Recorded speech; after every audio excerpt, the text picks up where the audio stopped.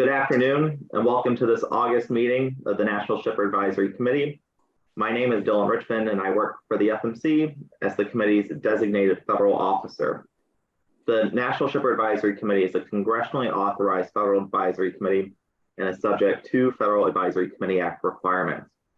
The NSAC members have been meeting yesterday and today in their subcommittees. I would like to thank and recognize NSAC member Scott Fremont and his team at Target for their assistance with supporting yesterday's subcommittee meetings and the current public meeting as well. And supporting me with the DFO duties today are two alternate DFOs, Ellen Galantucci and Jeremy Lutz. Before the committee begins their discussions, I would like briefly to go over their agenda for today and make a few announcements for committee members and attendees. Everyone should be aware that this meeting is being recorded and will be posted on the NSAC's website afterwards. The NSAC chair and vice chair have prepared some remarks to begin today's conversation. Following that, Commissioner Rebecca Dye will be providing some remarks and has agreed to take questions from committee members. I believe she is already on. Welcome, Commissioner. And to you. Then following Commissioner Dye's remarks, each of the subcommittees will be providing updates on their recent discussions. And then finally, the committee will be discussing some potential next steps. Following those discussions, the committee will open up the floor to comment from the general public. Please note that minutes for this meeting will be taken and published in accordance with the Federal Advisory Committee Act. Any PowerPoint presentations from today will also be made available on the NSAC's page following the meeting. For those attending virtually, if you're not speaking, please mute your microphone. And when you do speak, please make sure to turn on your microphone so that everyone in the room can hear you. And for people in the room, please make sure to speak towards the microphone so that those attending virtually can hear you. Committee members are reminded that antitrust laws do apply to the members in today's discussions. And finally, committee members are reminded that they cannot speak for the committee, the commission, or the federal government and their roles as members outside of the committee structure. They may speak to their personal observations as to their committee service and personal opinions on recommendations that the committee adopts. Mr. Chair, I can confirm that there is a quorum of committee members present, and so the meeting can begin. Thank you. So I'd like to start really briefly with, again, thanks to Scott and Amy and Target for hosting our Q3 public meeting. Again, the objective for this year has been to get out and get around the country to where our members are at and also different parts of the country to connect as we do our continuing work as NSAC. I want to thank everybody who was able to make it in person. I think we've had helpful and instructive conversations over the last day and a half and look forward to kind of going through this public meeting focused on the areas that are important to us and our continuing work as a committee. Some of what we're going to do today, since we're in the second half of our term, is kind of look back on where we're at, because some of the work that we've done has basically been sitting inside of recommendations that have gone to the Federal Maritime Commission. They're still sitting inside of rulemaking. And so we've teed up a lot of different things and it provided advice to the commission, and it's still sitting inside of deliberative work that they're going through. And at the same time, there's other things that the commission is focusing on that we're engaging in. And as an independent advisory group, we're also looking at some additional areas, which we'll touch base on a couple of them as we get to the end of the agenda. So appreciate everybody's continuing commitment and support of NSAC as we're midway through our second year. And I'll turn it over to Ken. Yeah, good afternoon, everyone. Good afternoon, Commissioner Dylan, those watching. I was thinking about it as I was walking here this morning that, you know, if you think of the arc of what the country supply chain has been through for the last 3 years, I could argue that there's a state of calm relative to where we've been, that chaotic environment we've all lived through. I think the opportunity now is to redouble focus, not let down our guard. Because I was reading something yesterday and it made me think as I was walking over, are we more prepared for the next COVID, whatever it is? And I for one, say no. And that is not to say the work we've done or Flow or DOT or Port Authorities or lines have done is not substantial, but I dare say I don't think it's enough. So I think that this group could take a pause. There might be a view that maybe crisis averted. Maybe we could slow down or step back, and I would say that's exactly the wrong thinking. I think actually that this is probably the right time when we can catch our breath, press forward with alacrity. And so I think there's probably different lines of thought on that. I just think from talking with this group that the mindset here should be to press harder, faster, farther, not slow or retreat. So I hope for a good discussion today. Thanks.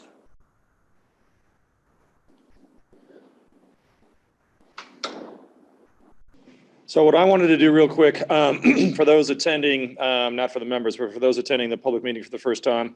And again, since we're in the second half of our term, our designated term as NSAC members, is to kind of walk through again who we are, where we're at, right? This is going to be, go to the NSAC website, but I think it's important to reinforce it, especially for those who've not connected with us so far, kind of where we're at.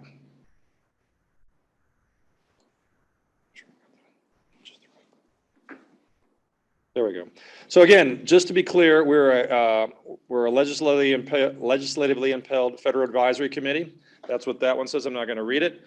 And the termination of this committee goes through September 30th of 2029.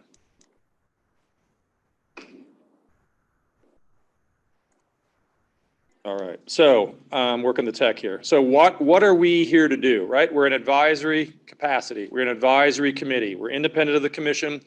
We are a group of shippers, which we'll get to in a second. But what are we really focused on? We get to look at competitiveness. We get to look at reliability, integrity, and fairness in the system. We can look at all of those things. And if you think about the recommendations that have been put forth so far, they touch across different long-standing issues that importers and exporters have faced across the country. This is in our charter. This is what we are tasked with looking at, and it's to our discretion as a committee and the individual members therein to be thinking about priority and impact within the national system under the jurisdiction of the agency. Right? When we think about members, you know, the law, basically the legislation calls for 12 firms that handle import cargo, 12 firms that handle export cargo. That is the balance, and that is the composition of who we are. If we think about the member organizations, here's who we are today. You have some of the biggest names in the country, brands you're familiar with, places you shop at. And if we think about on the export side, we've got many representative industry verticals that touch across broad swaths of agriculture, and we have intermediaries in the room because they play an important role in what we do as well in this freight system overall. So it is a good cross section, and it's been a well-functioning group of people working together over the last 18 plus months. The structure and how we go about things, we're right now based on priorities coming out of our first meeting in October 2021. We focused on some priorities that kind of clustered into 3 subcommittees. So we've got chassis, we've got data, and we've got fees and charges, right? Both data and fees and charges are very expansive, while chassis is a bit more focused, but chassis, for many of us who deal with a chassis, it's been an ongoing strategic concern. We've got working groups on discrete topics. And then really for anybody who's connecting with us, everything you need is on the NSAC website. That's the link. It'll be on the website, but it's got all of our meeting notices. It's got all of our draft recommendations. So anything that we're going to discuss in advance of a meeting is there. Any presentation like this one, everything that's been presented on behalf of the committee in these public meetings is there. FMC responses to all of our recommendations are there, along with all the meeting notes that Dylan judiciously keeps track of over the course of each meeting to ensure that, again, in compliance with the Federal Advisory Committee Act, everything that's discussed in the public domain is documented. So there's a lot out there. We're trying to continue as NSAC to figure out how to connect the broader shipper community across the country and the suppliers that we work with to this, because everything that we've done since we got started is sitting in the public domain. And so how do we create greater awareness about some of these things? These are ongoing deliberations we have as NSAC and the subcommittees themselves. So how to engage with NSAC, right? Attend the public meetings. Unfortunately, despite the fact there's a lot of shippers in the greater Minneapolis-St. Paul area or this part of the country, we have nobody in person. We've been fortunate in some locations where we've had people attend and provide public comments. We welcome that. That's part of our responsibility to ensure that we're hearing from more of the shipper community across the country. If you can't make a public meeting, which happens 4 times a year, submit your comments to NSAC. We want to hear from you. You can discuss things with individual members, but providing comments to the agency through us is the best way to make sure that we're hearing from you and keeping us on track if we're working on a particular issue, or bringing in something for your segment or your part of the country that may not be included in something that we're working on. We want to hear from you. So I'm going to reinforce that. We want to hear from you. And I'll turn it over to Dylan for Commissioner Dye. Thank you, Mike, and I'll echo. We'll talk about the public comments again later today, but as always, anyone, if you watch this presentation afterwards, anyone is welcome to submit public comments to the NSAC email box, which is on this presentation. At this point, I'll turn it over to Commissioner Dye for her remarks. So, Commissioner Dye, the floor is yours.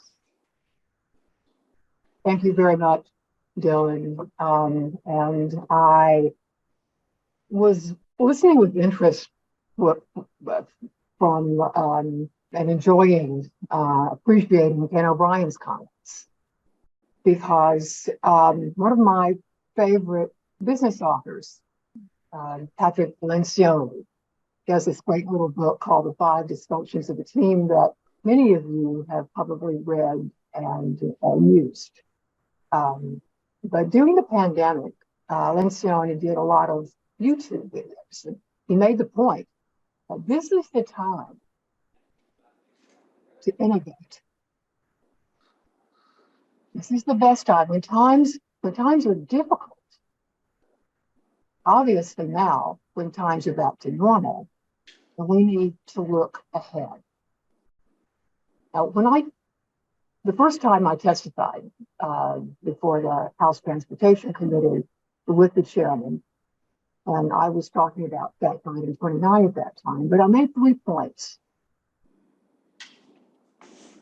The first was the problems that we are experiencing in the United States are not new. They didn't just begin during the pandemic, they're exacerbated by the surge of cargo. They're always exacerbated every peak season and every surge. Second of all,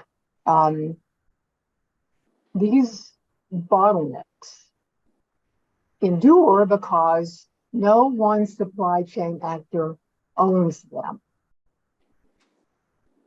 And then finally, I always emphasize a continuing concern of mine that the contractual arrangements between ocean carriers and some shippers are not mutually binding. And for that reason, there is a lack of mutual understanding on how much that document is actually worth when times get hard. I decided, since in Washington, data and the provisioning of data is being discussed widely. The good work that's been done by Commissioner Bensel here. You are discussing data, essential data and provisioning. And then I've talked several times to General Lyons, who's heading up the Flow Initiative, sponsored by the administration. And they intend, as we understand, to do a pilot, and we look forward with interest. I have several tech companies with whom I stay in contact, which, as you know, are different from pure logistics companies. They're all leaning forward on provisioning of data and information. But in this initiative, what I'm doing is something else. I'm focusing on processes that support bodies.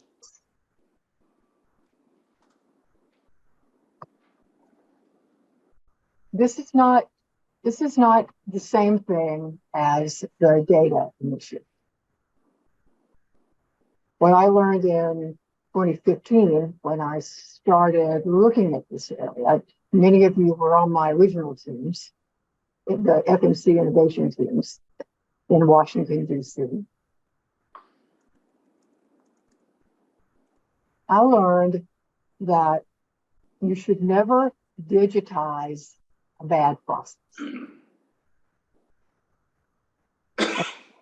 3 of those I have chosen to begin working on. The administrative tools in the Administrative Procedures Act were simply not up to the task of the type of innovation that I believe we need today. And so, built on that little book called The 5 Dysfunctions of a Team, some great advice on port operations and innovation. And I started the innovation teams in 2015. Now, and many of you were there for those original teams. But I've learned a lot since then, and I've refined the approach and the process.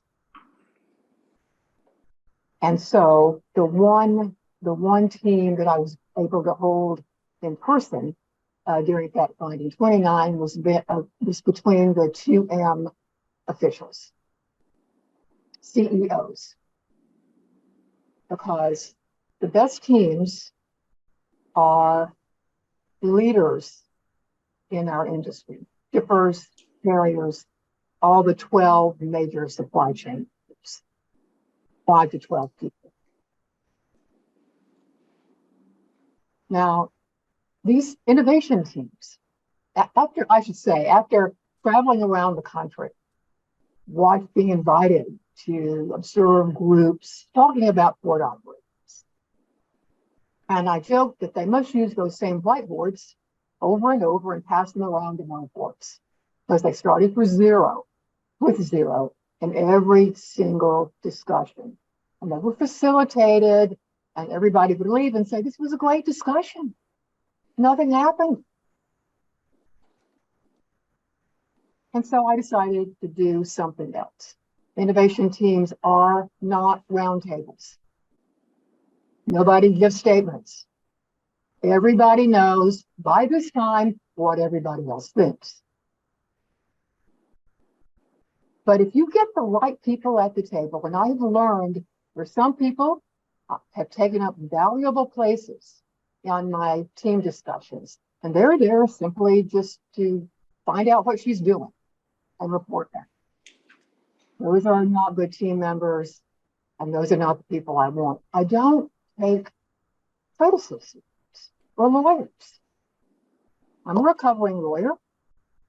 Lawyers are trained to block and tackle, not with the tools that we need to engage across the table. I know a good team member when I hear something like, I know I shouldn't be saying this, but here's a suggestion. We don't start from zero. I do a lot of hard work behind the scenes to set the table from other team members. And so these are the 3 most pressing problems in my proposal. There's one more that I'm still going to add, but I'm waiting to build it up over that so I can explain it more clearly to you. The first one is container return. It needs to be clear and predictable. With the 2M, CEOs told them to come to the table, bring with you everybody you need to make a decision, and bring your terminal managers. And that's what happened. And they agreed that this approach and that's in my document, would work. Clear and predictable. Take the container back to the place you received it and pick up another load.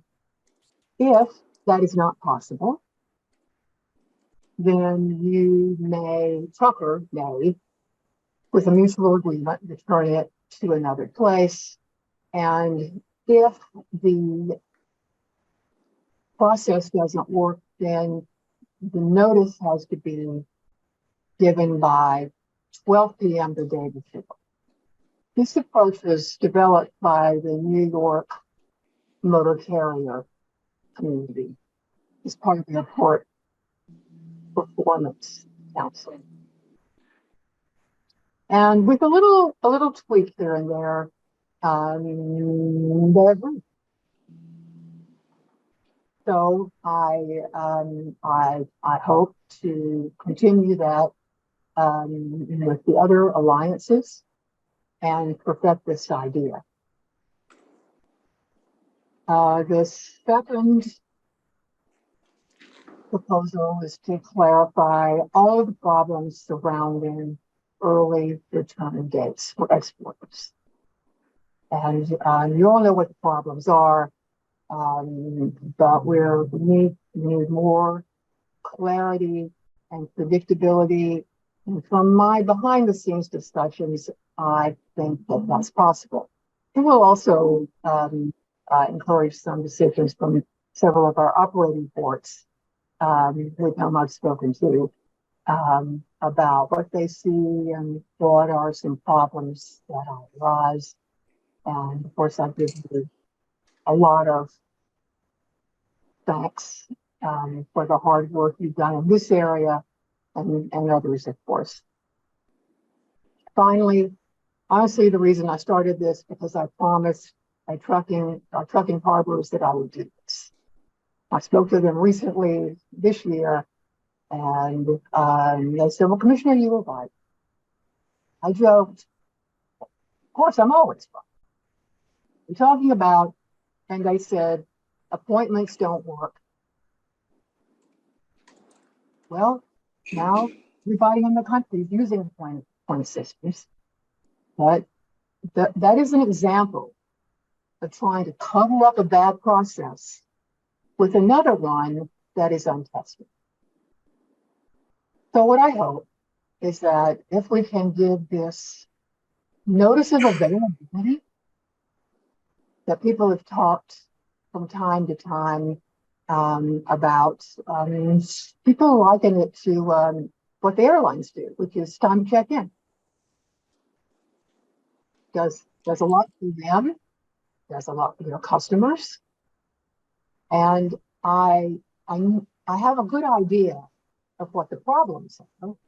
I've had a couple of terminals try it, and have run into some problems. But I'm still dedicated to that finish. I think that process will harmonize a lot of actions in the supply chain. I don't look upon this so much as data as it is a piece of knowledge that will harmonize actions of several major supply chains. So,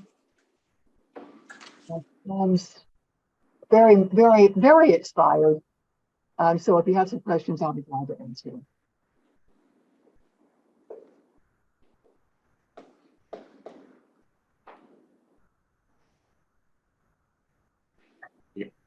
Any questions from the members? Let's turn it over to you guys.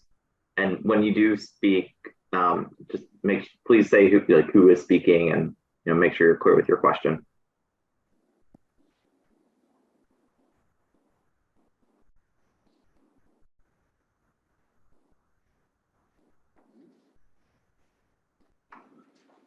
Bob Connor from Mallory. Commissioner Dye, we took a deep review of your plans, particularly the 3 items. And I think that aside from a few minor questions on the direction you're headed, we all think it's good stuff. Thank you. I didn't copy the administration, but I would like to see a pilot too. And I have a couple of terminals in mind. In Los Angeles and Long Beach, and Beth Ann Rooney tells me that she thinks one would be glad to work with us too.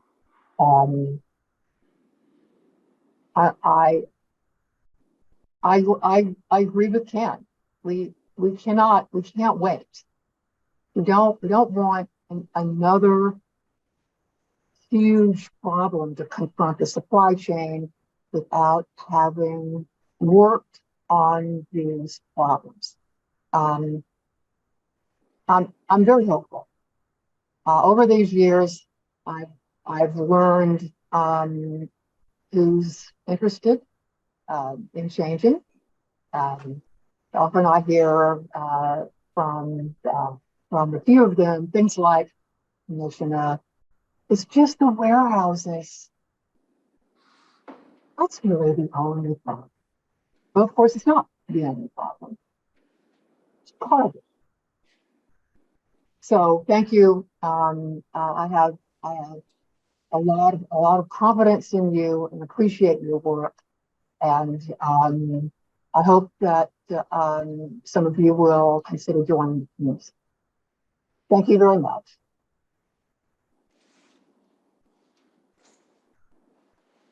Commissioner, this is Scott Fremont with Target.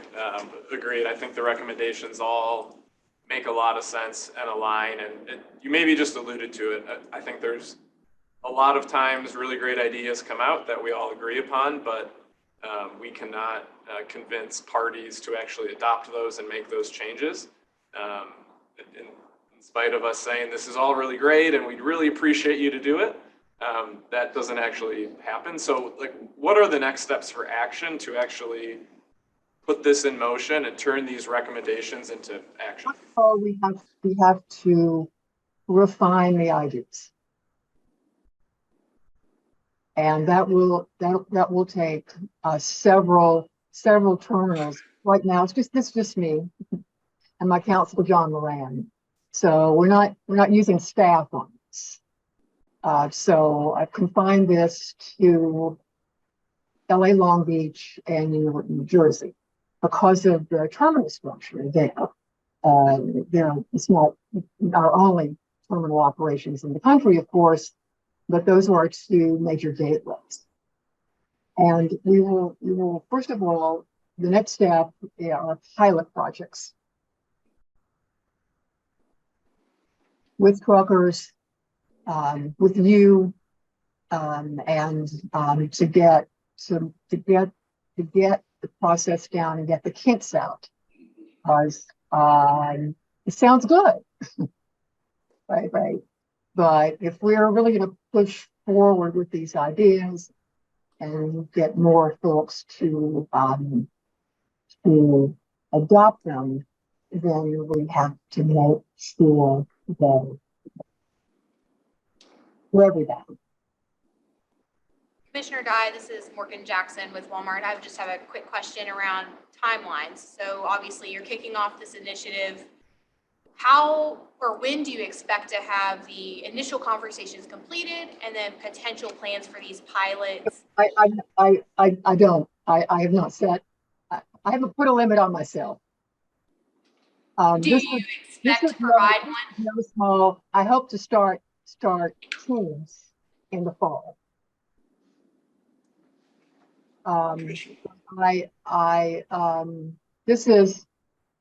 This is probably the most difficult thing.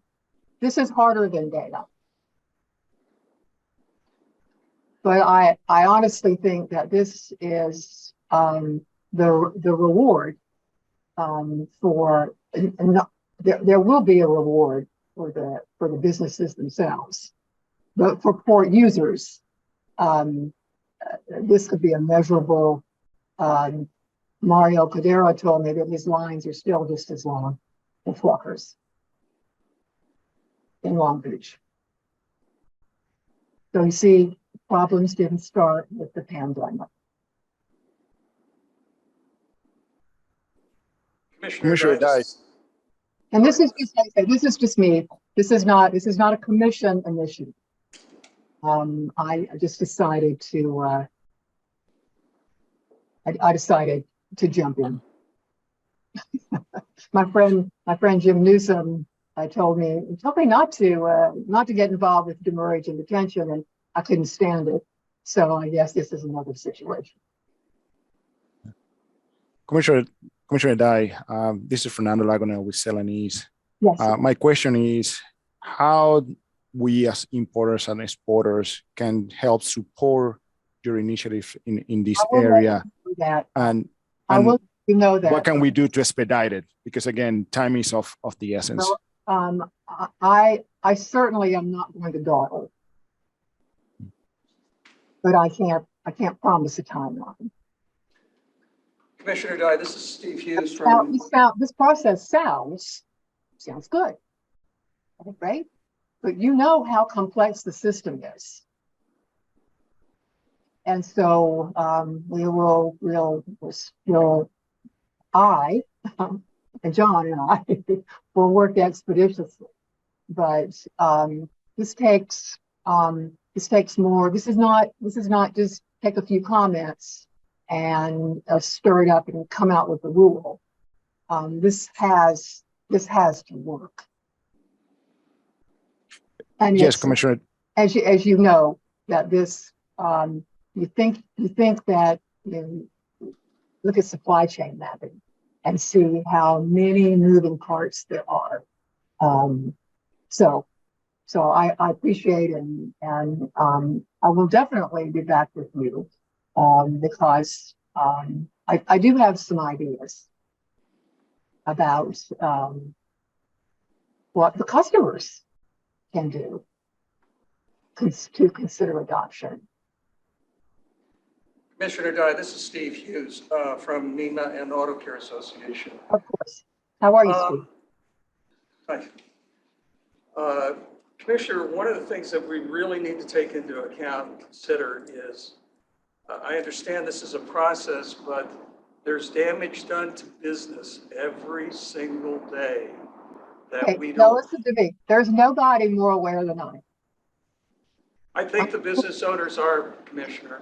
It's voluntarily. I couldn't agree with you more. I hear it in your voices, and I understand that. I understand. Commissioner Dye, Rich Roach here from Mohawk. Thank you for your time today. I just want to redirect a little bit of the conversation back to ERD. It was a year ago that we actually put through our formal recommendation on the ERD. And we were told at the time in the response from the FMC that there was a current rulemaking in progress that would be addressing it. What we're hearing today now, though, is that you're taking it maybe in a different direction. Are we to understand or infer? This is not the, no. I am not responding to that commission response to your, I'm doing this voluntarily. I get that. I'm just wondering and the if commission we're made going to see that in the upcoming final rule for the D&D billing. to take another approach. Right now, Federal Maritime Commission is completely consumed with OSMI 2022. And we still have not finished the requirements in that. And that's the truth. But no, I adopted this early return date because I think among the three, I think that one has the most likelihood of getting harmonized. Sounds good. I think so. I do. because our operating ports have great have had great success. So, and I'm going to go back to Steve, and I'm going to let you tell me what you need to tell me, because I'm here to listen to you. Well, Commissioner, it's like I started to say, businesses, large and small, particularly the small businesses, can't continue to experience these, in most cases, on these ERD or rail demurrage, these situations that are totally out of their control. They're being hit very hard financially. And this has been going on a long time. And if we push these decisions or these suggestions, whichever it's going to be, off even further, this is further damage to businesses. And I don't think it can be emphasized enough, the pain these things are causing. I have one client alone who's in the top 100 on rail demurrage that suffered $11 million in rail demurrage last year. That's unsustainable even for big companies. So when we push the recommendations or the rulemaking out even further, we're damaging companies, or the companies are being damaged even more. So the concern is that as the ERDs are now going to a supply chain committee, this going through your process, it could be a year and a half before we even see a recommendation. And that's going to be very damaging for all the companies that have to deal with that on a daily basis.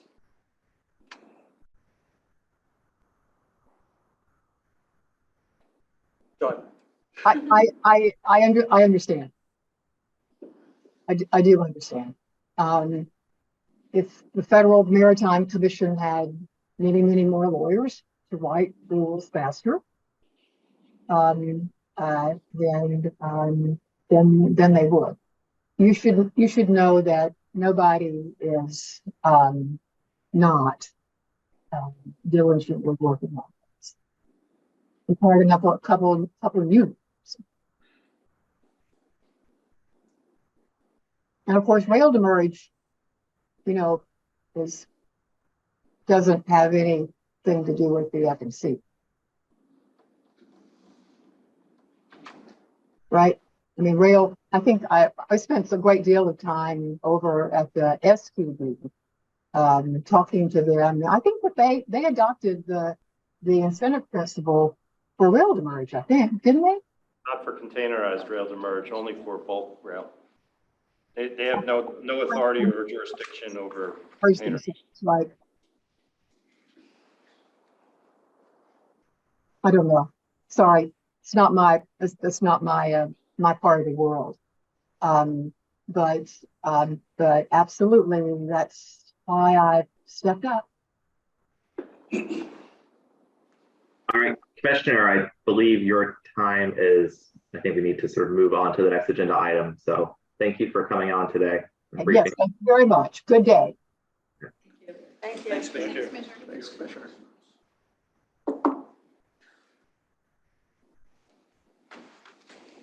All right, I think at this time, it's time for the subcommittee updates. First, we'll have the data and visibility group, and I believe you all have some slides you would like to share as well. Awesome. I will turn it over to the presenter. Okay.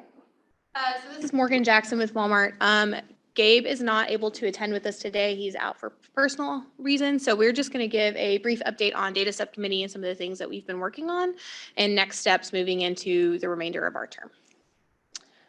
So we've made several recommendations to the subcommittee or to the FMC at this point, all around data, vessel level data, container level data, intermodal. And then last meeting, we actually made a recommendation for some data expansion.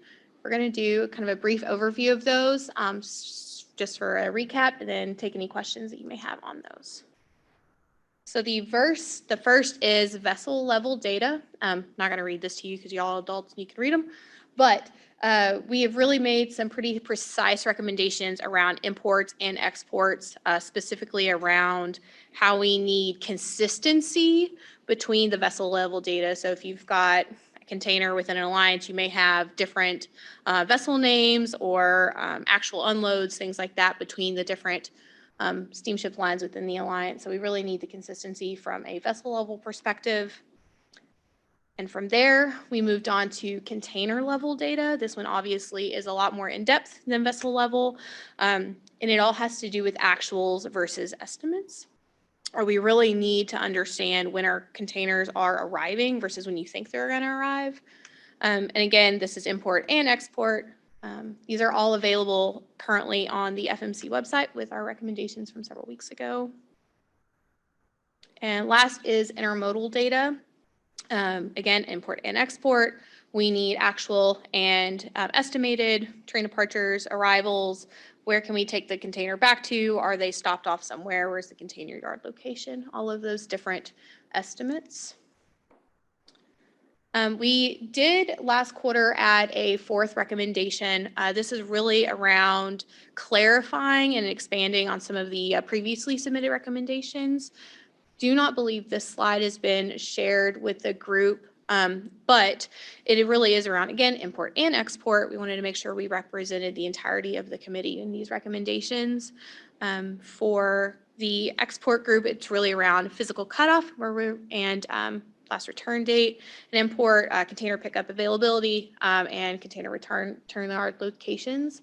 I'm hopeful that Commissioner Dye's new work will help clarify some of these things for us.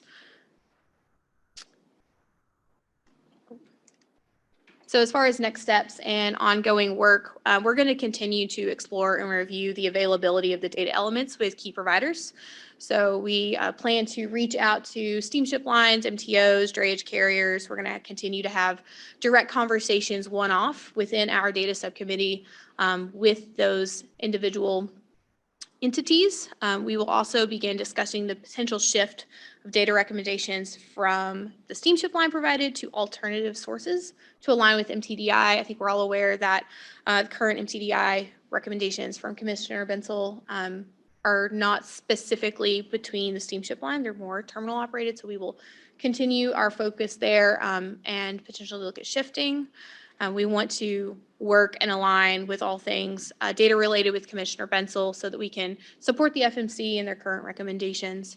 And thirdly, we want to review pilot opportunities and potential partners to expand and align. We're going to continue to move forward with what we're doing in the data community. This should align with what Commissioner Dye has recommended, but we're going to have those conversations as well. Any questions here from a next steps and ongoing work perspective? I know I ran through it very quickly, but. This is Mike Simonanis. I think, Morgan, thanks for the summary in Gabriel's absence. I think the key thing that we've wanted to bring up that Morgan touched on with respect to the next steps and ongoing work is exactly some feedback that we received in the May Q2 public meeting in DC, right? In going out to other ocean shipping communities, right? Different organizations, as we've kind of put these recommendations out, thanks to the one-pagers that Morgan spearheaded within the data committee to make the recommendation clearer and how it touches across importers and exporters.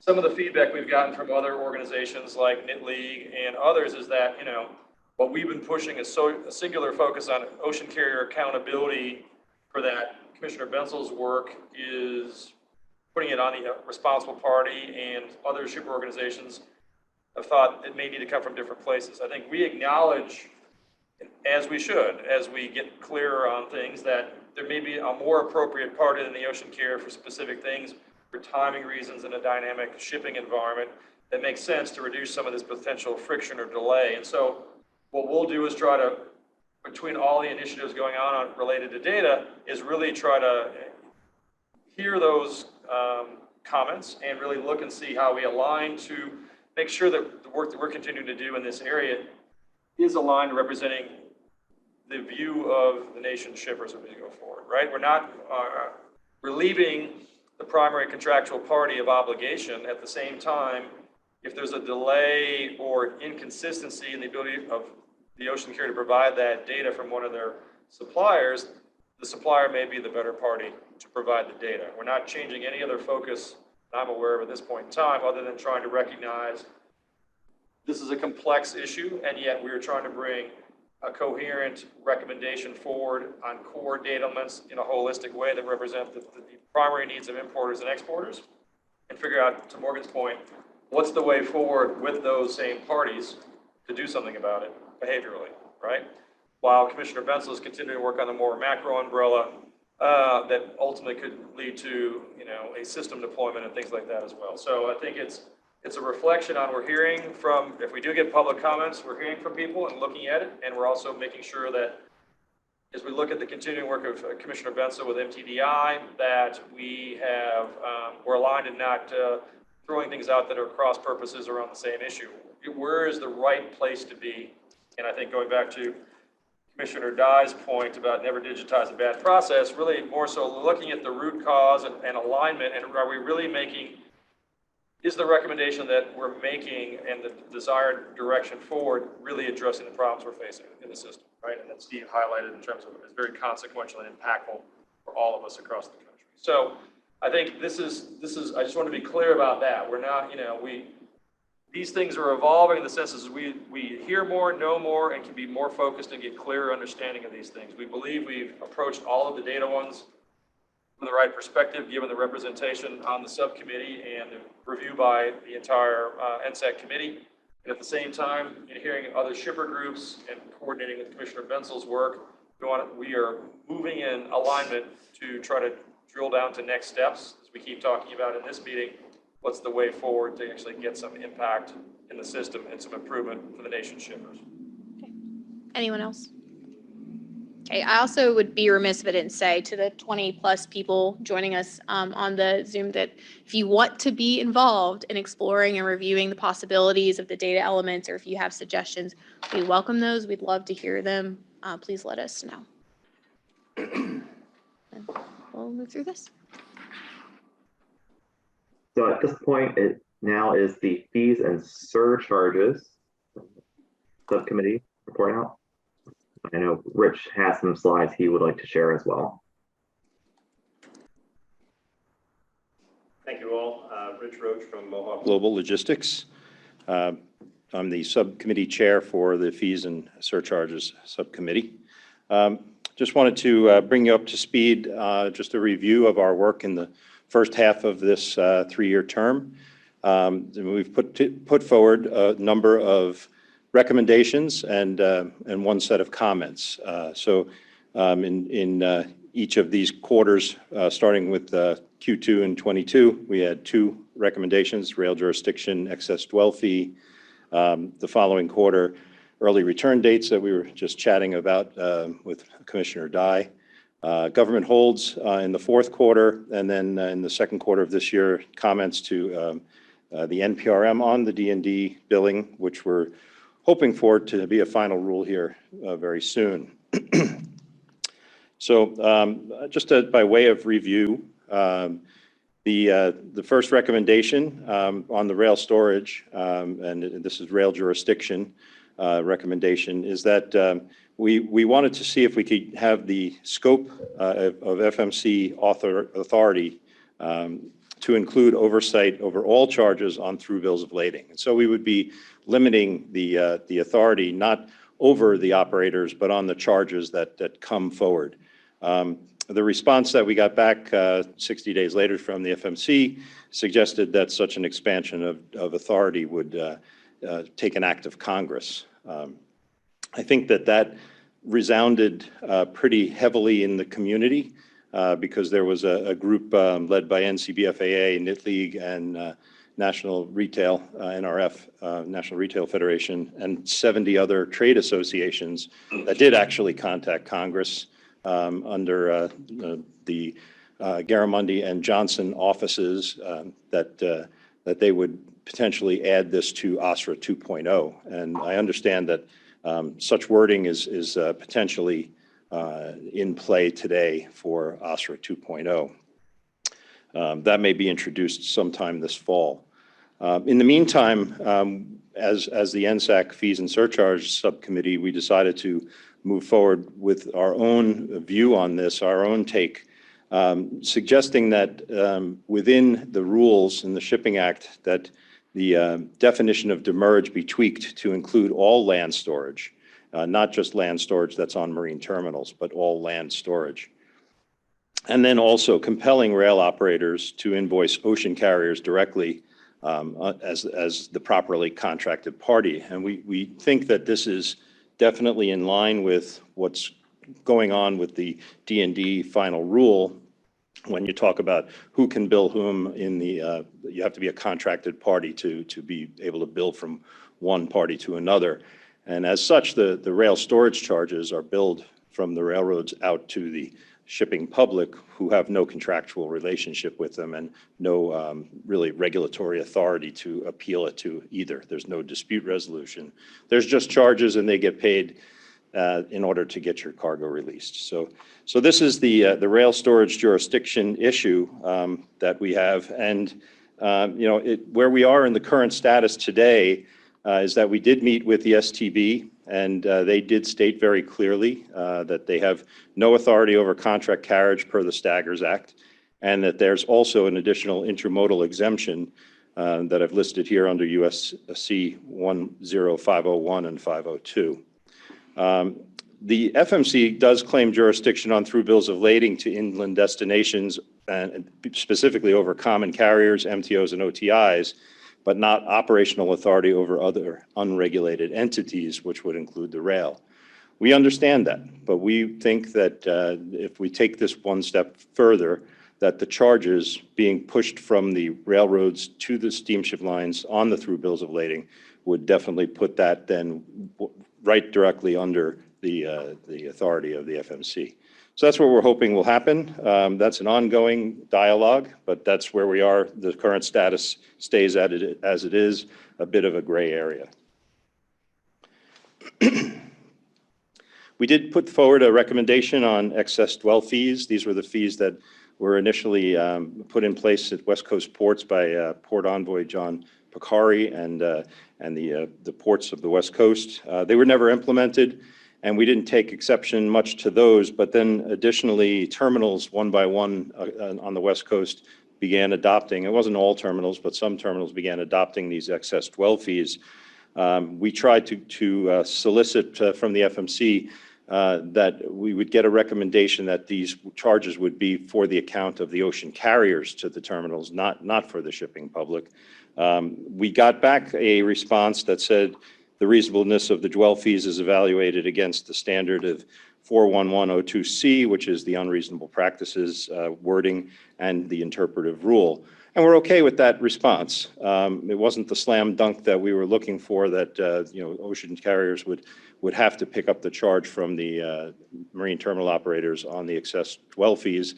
But if you have that case, you can bring it to the FMC to challenge against unreasonable practices.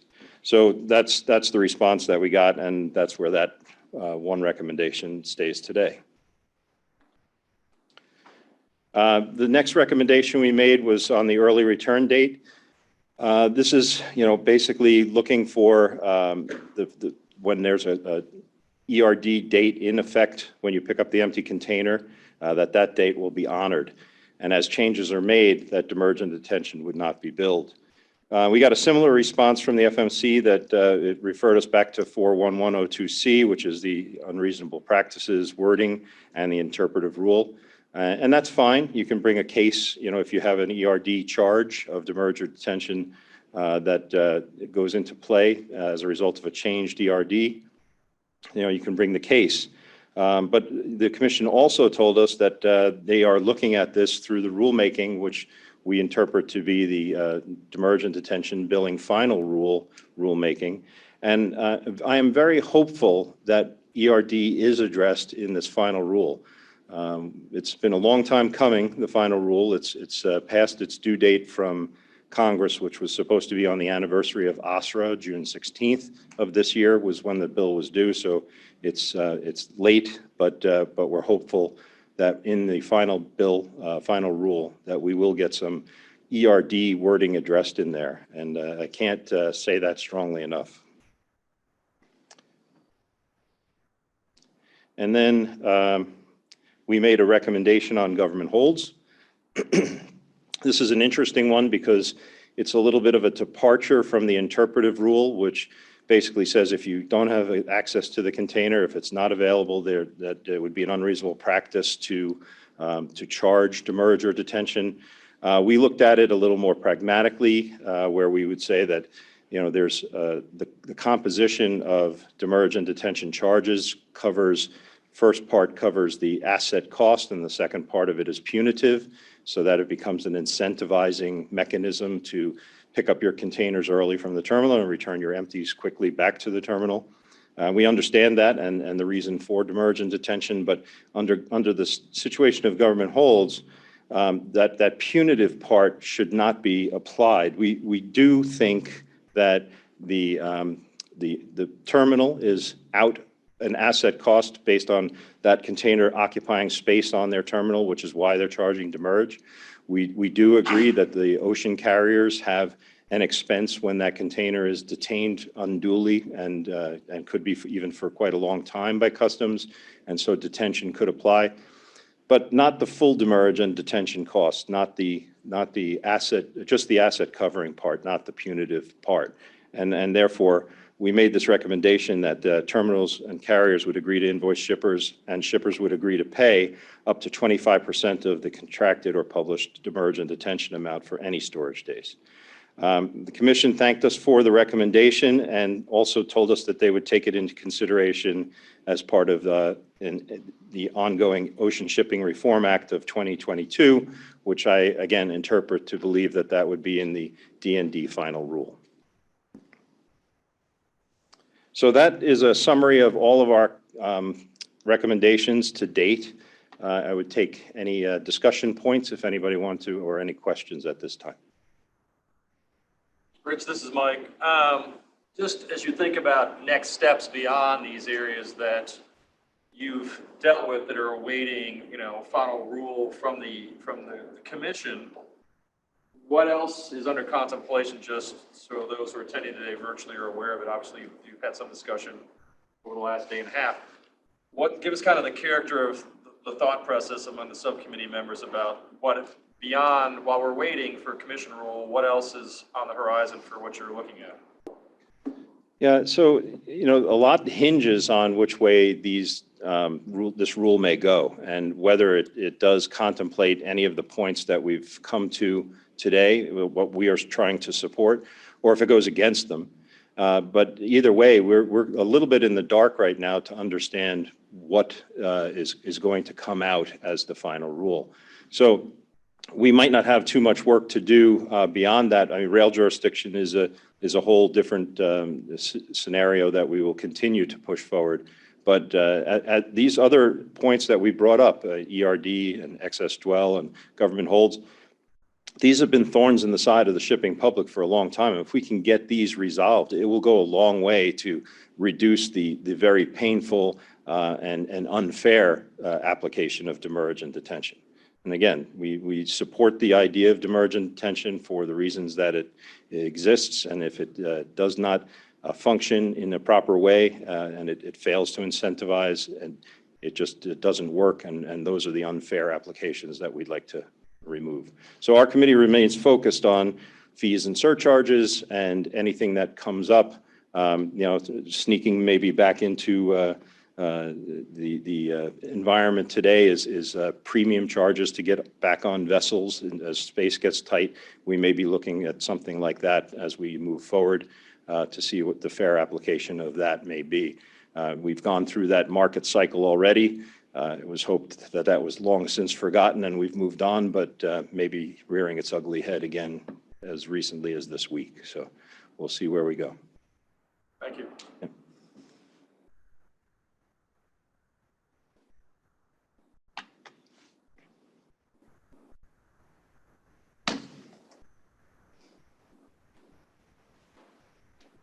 I think the next item on the agenda is an update from the chassis subcommittee.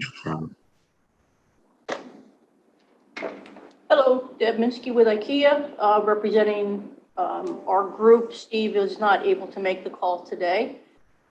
Short update for us. We continue to have discussions with stakeholders related to this subject, primarily for export chassis at rail providers. That is going to continue. We have more meetings coming up in the next few weeks, where we'll continue to fact find, gather information, before making a recommendation. And that's all I have. Any questions? Thank you, Deb. Thank you.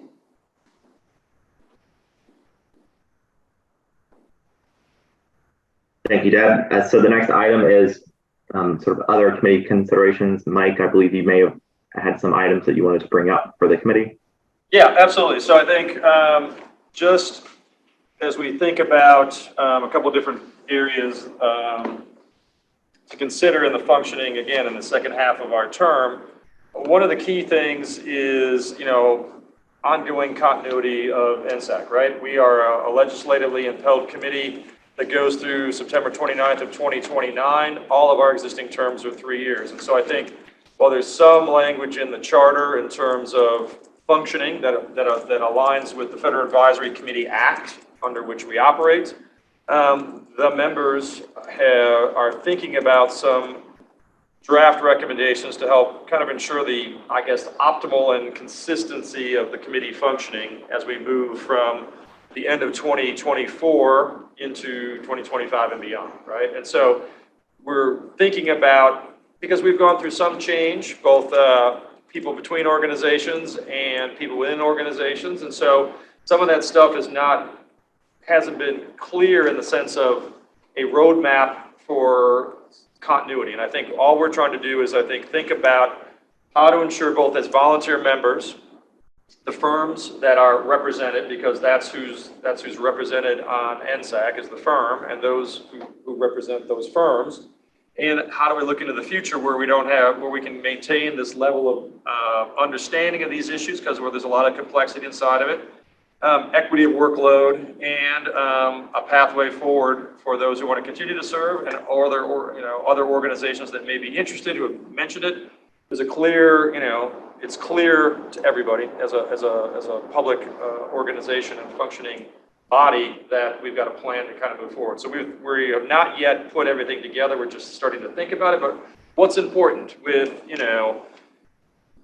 14 months left-ish before the term, that's a long time, but not a long time, right? And so we're not putting the twilight on anybody's participation here. In fact, it's the opposite, right? Seeing how high-performing we've been as an organization, which I'll recognize in a minute, we want to maintain that level of performance and those standards that was initiated after the first meeting in October of 2021, which is indicative of everybody's engagement, all the volunteers' engagement in this work and taking it very seriously. And so we just want to make sure as it continues forward, whether it's with some of these members and new members, that it functions at the same level that it has the last 18 months. So that's one thing that's on the horizon. I think, if we think about, weighing in on anything else with respect to, existing rulemaking or whatever else, I think Rich really touched upon it. We're waiting for many of our recommendations sit inside of existing rulemaking that the commission is working on. And so you can see from this meeting that we don't have any new recommendations, but the objective is not to put out recommendations in every public meeting. We want to be deliberate and judicious about what we're sending to the commission as it relates to key issues that are affecting importers and exporters across the country. So in some senses, we're in a holding pattern, awaiting final rule on D&D to see what is and is not in, based on priorities we put forward in recommendations that have come out since the middle of last year. And so I think that is something that just needs to be recognized and stated for the record, that we are continuing to work in areas of focus. And at the same time, a lot of work has been done on key issues that are sitting inside of rulemaking, that until we get a clear final rule, action may not continue on some of these areas. So it kind of shows that we front-loaded the work. It's sitting inside of the both OSER 2022 mandate for the commission as well as existing commission work, and we're kind of in a holding pattern and waiting. To that point, I do want to recognize halfway through the term everybody's commitment. All of these people that are in the room today and online that constitute the 24 members of NSAC are volunteers. We've had 4 meetings a year for the last now 2 years, or will be in the fourth one will be coming up, which will be my last point. In different localities, lots of subcommittee meetings, lots of engagement, volunteer leadership structure that we highlighted, all the working groups, all these aggregation of priorities. And more importantly for me, I think since in a little over a year, right? So since the June 30th meeting, or when those things were, the first recommendations were sent to the FMC, 8 focused, technically precise recommendations. Some are holistic, right? They're both import and export, and some have been very discrete and focused. But I would say, especially with the government holds one, and I've said this before publicly in prior meetings as well as in other public meetings, the government holds recommendation is a model of a possible future, right? It's not a zero-sum game of one entity in the system needs to completely change what they're doing. It is a way that everybody gives something to create a better future on an impactful situation that happens to importers and some exporters across the country on a weekly basis. And it is a starting point. And in the absence of other discussion, we can continue to talk about what the issue is, but NSAC through the Fees and Charges Subcommittee has put a reasonable and realistic recommendation forward for the shipper community to weigh in on. And so now the thought process is with any of these, how do we move it forward into next steps, as kind of Fernando has asked and others have asked, to how do we move it from a great concept into behavioral practice through pilots and other willing partners. And that's kind of going to be the ongoing focus now, is what does next steps look like in engagement to look at these things, because every one of these recommendations is behavioral, right? They do sit inside of rulemaking, particularly potential regulatory change, but they are still at first and foremost behavioral. And so how do we, as partners in the system, improve the function of the system through a change of mindset and behavior? These are things that remain open for us to continue to think about. We don't believe as 24 members in the system that we have all the answers. We want to hear from the public, and at the same time, we continue to move forward in what we believe are the best directions based on this membership, which is diverse and experienced, and is living all of these things that we're working on. So I want to thank everybody now again, as I continue to do, for your commitment, because this has been a high-performing organization of volunteers. And again, the continuity piece is important because this level of performance is the norm as we continue to go forward. How do we support that, facilitate it as we move forward? The last point I wanted to kind of get across is just Q4 will be here before we know it. And so the Q4 public meeting is targeted to be in mid-November. We intend to finalize the date within the next week so that it'll be able to go into the Federal Register within an appropriate timing, and we'll be able to communicate it to the shipper community and the other stakeholders that we work with across the system. It will be in Washington, D.C., which was our plan, to have at least 2 meetings a year in D.C., where we can be close to the commissioners with our designated federal officers and continue to work forward. So that'll be coming out hopefully this week or early next week in terms of the actual date, so people can start planning to it. We had participation from the public in that meeting in May in DC, and we appreciate it because I think, again, hearing from shipper organizations is important, and direct engagement on these issues remains the pathway forward for all the work that we're continuing to try to focus on. So those are the 3 things that I had, Dylan, but I'll turn it over to Ken to see if there's anything else that we need to cover before we close it out or open it up to the public. No, just a short comment, thanking the 3 committees for the reports. I think the interesting takeaway that as I listened, so we heard clearly from Commissioner Dye, her view that indeed there is no jurisdiction for rail demurrage. I could very easily say we shut the books and we're done there. I think we heard from the STB that they also, in our work, just because they are both right doesn't mean it is right. It is wrong.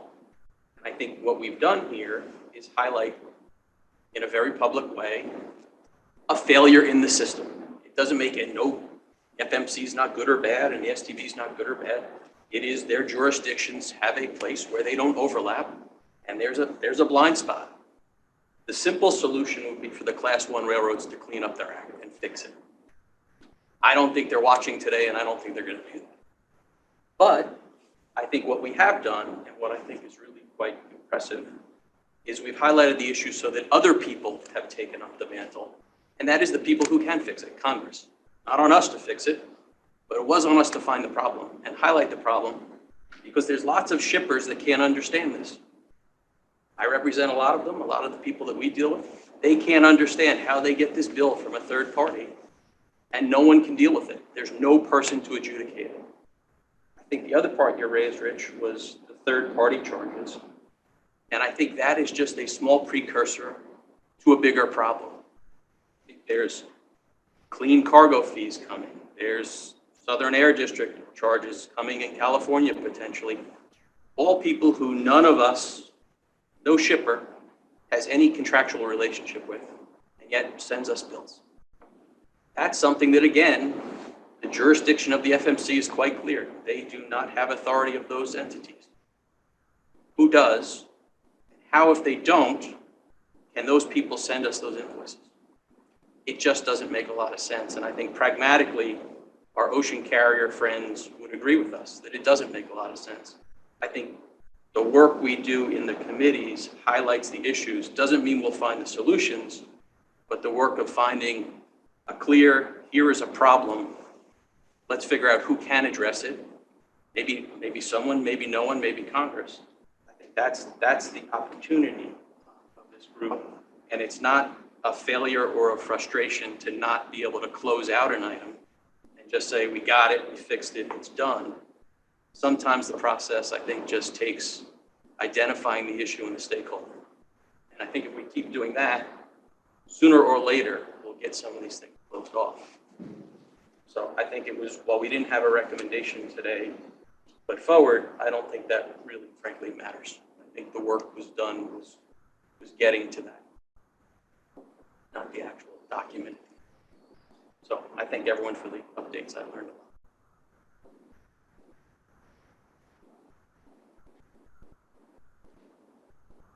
Well, at this point, this is where I normally open it up to public comment, but I know there is no in-person attendees other than the committee members, and we're not doing virtual commenters today. But I will note that the comment is always welcome. The public is always welcome to comment to the NSAC via its email box at nsac@fmc.gov. Any comments that are sent would be sent to the chair and vice chair and for distribution among the members. But I can report that no public comment was received via email in advance of today's meeting. So I guess Mike and Ken, I guess I'll turn it back to you for any closing remarks you guys have. None for me, Chair. Again, I just want to commend everybody's commitment to the effort, right? We've all come to this service with the right mindset, and I think as we work through both the complexity of what we're dealing with and the speed with which some of these things will or will not be addressed, it has been challenging inside of everything else that you're doing in the firm that you're representing on your day-to-day, right? So it's a lot of effort, and at the same time, if not us, who on the way forward on some of these things? Again, I circle back to 8 recommendations in 14 months. Very focused, very deliberate, pressing, long-standing issues in the system, including jurisdictional gap, right? That went on in a different pathway to members of Congress. There's been a lot of work that's come out of this group, and so while some days we don't feel, to Ken's point, do we need another recommendation or not? Have we had a true win? This is the long game, right? Or even the ultra long game, and so that doesn't take away our focus. We have to stay the course together. And I think, whether we get public response or not, our objective is to continue to be open and try to solicit dialogue with every party in the system that we're working with, because we all function together. Nobody can be excluded from these dialogues. And at the same time, in the absence of response, feedback, guidance, pros, cons, we are going to continue forward in this Commission's focus as driven by the legislation for the entirety of our terms. And so again, I want to commend everybody's long-term commitment to this, because you've delivered good work. And as we've talked about in the past, now may not be the right time for deployment and a solution, but this stuff is sitting there and the time will come and every one of these things that we're working on. And so I want to thank everybody again for their service. That's the most important thing. You are here representing your firm and serving your firm's interest, but we are also focused on the national interest. And to Ken's point in his initial opening comments, something will come to disrupt us again at some point in the future. We need a better functioning system.